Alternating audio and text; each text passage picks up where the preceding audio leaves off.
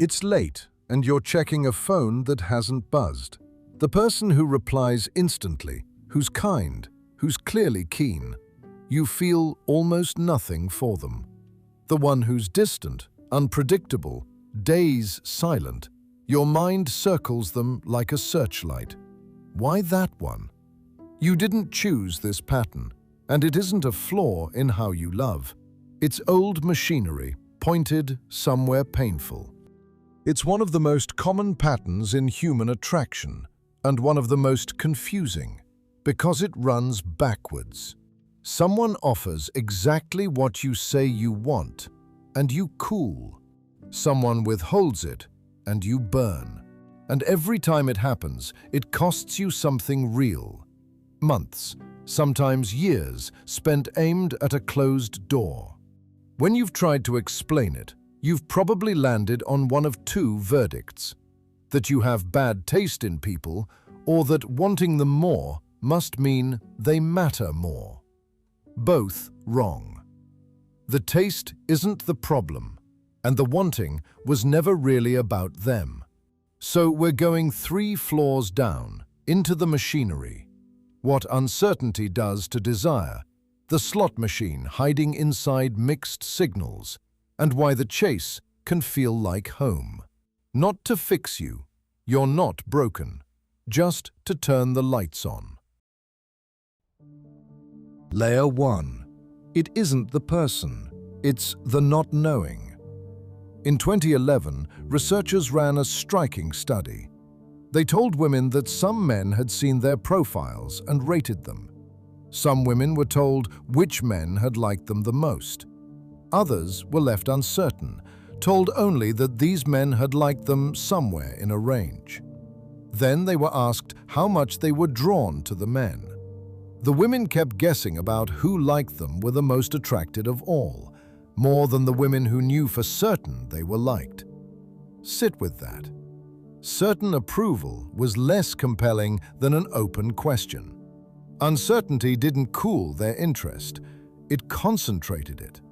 Because a mind that doesn't know whether it's wanted can't relax and file the person away. It keeps them active, keeps circling, keeps thinking. The not knowing is the hook, and a person who won't confirm they want you supplies an endless amount of it.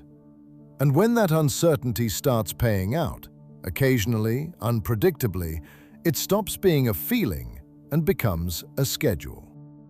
Layer 2. Why unpredictable people are so hard to put down. There's a rule about reward that psychology nailed down long ago. A reward that comes every time you act becomes ordinary, easy to walk away from. But a reward that comes unpredictably, sometimes yes, sometimes nothing, produces the most persistent, hardest to extinguish behavior there is. It's the engine inside every slot machine. Now look at the person who runs hot and cold. Warm one day, distant the next. A wonderful reply, then silence. Without meaning to, they've turned their affection into that exact schedule, an unpredictable payout. And your brain responds to it the way it responds to any unpredictable reward. It doesn't lose interest. It fixates. It keeps pulling the lever because this time might be the yes. The consistent, always warm person offers a steady reward. Easy to value, easy to leave. The hot and cold person offers a jackpot you can't predict. That's not love being wise. That's a schedule being cruel. Which explains the pull. It doesn't explain why the pull feels so familiar. Layer 3, and the deepest. Sometimes the chase feels familiar in a way that goes back a long time. Psychologists who study how we bond describe different templates for closeness formed early from our first relationships. For some people, love arrived reliably. For others, affection ran hot and cold, present, then withdrawn, having to be won. If uncertainty was woven into love early, then as an adult, the anxious, unsure, having to earn it feeling doesn't register as a warning. It registers as recognition, as home. A calm, consistent person can feel oddly flat, not because they're worse, but because they're unfamiliar. And the person who makes you work, who keeps you guessing, can feel like a spark, when part of what you're feeling is simply, "This is what love has always felt like to me."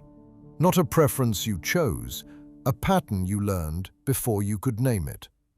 And a pattern you can name is a pattern that starts loosening its grip. So here's the turn, and it's the whole point of understanding this. The pull you feel towards someone who won't choose you is not proof they're special or the one or worth it. It's the sound of three mechanisms firing at once: uncertainty concentrating your attention, an unpredictable reward gripping harder than a steady one, and maybe an old template mistaking difficulty for home. That intense wanting feels like the truest signal in the world. But it isn't measuring how right the person is. It's measuring how unresolved they are. The heat is the not knowing, not the person. And that reframe matters, because once you can feel the difference between "I want them" and "I can't be sure of them," the second one loses a little of its disguise. One honest note before we finish. Understanding a pattern is not the same as being able to switch it off.